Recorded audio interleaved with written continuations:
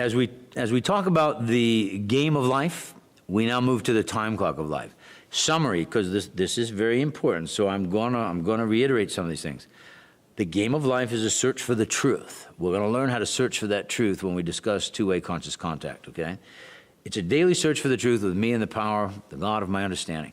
The time clock is today, okay? In basketball, it's an hour. We're done, no anxiety, frustration, fear, doubt, game over, next game. Life is very similar.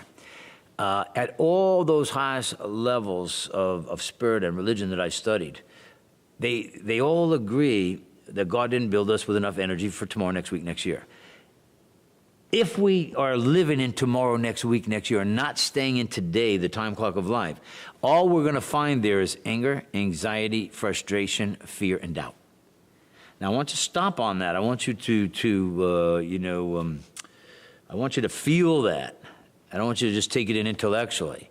If you have anger, any time or any time of the day, if you have anxiety, worried about, fear, doubt, the only reason for those things is you're living in tomorrow, because those are totally human-taught emotions. What at all the highest levels of spiritual belief say, and if you practice them, you'll find evidence, is if I bring it back into today everything is okay. Today I'm taking care of, my bills are paid. I'm not dying of cancer today, and if you are, then you're not dead yet. And I don't mean that arrogantly. I'm just trying to say, we bring it back in today.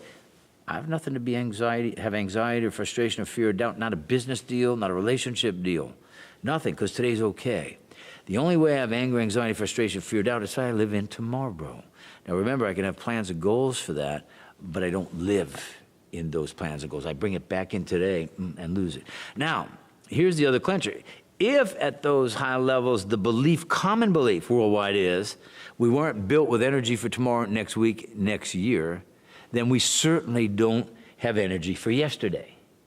Because here's what I find in yesterday. When I get into the yesterday, we find guilt, shame, and resentment. Well, think about that. Guilt, shame. Now, it's very easy for the mismatcher, or someone who wants to be contrary to say, well, no, because sometimes I go back there, to bring up a vacation day or what have you. And fine, we can do that, but that's not how it generally works. We generally go back to yesterday for, I could have, I should have, why didn't I could be better. And that's a total human-taught feeling and emotion as well. That's done, and I'm going to teach you or share with you in this next segment, I call it the Serenity Talk. I've heard people talk about it as a prayer, but it really was designed by or written by an American philosopher. And let's just get it back before I take you into that. And I talk about how to get rid of the guilt, shame, resentment, which is critical to moving forward to finding your purpose. Let's go then to the scoreboard. If the game of life is a search for the truth, daily, which we're going to learn how to do, the time clock is keep it into today, then I don't have to deal with anger, anxiety, frustration, fear, doubt, guilt, shame. Then what is the scoreboard? How do I know if I'm winning or losing the game of life? And for me and many, it was about how many cars, how many of this, are my kids going to be that, is this going to be that, am I going to have enough money for retirement, and so forth. However, to know whether we're winning or losing at the game of life in the statesperson way of living is simply this.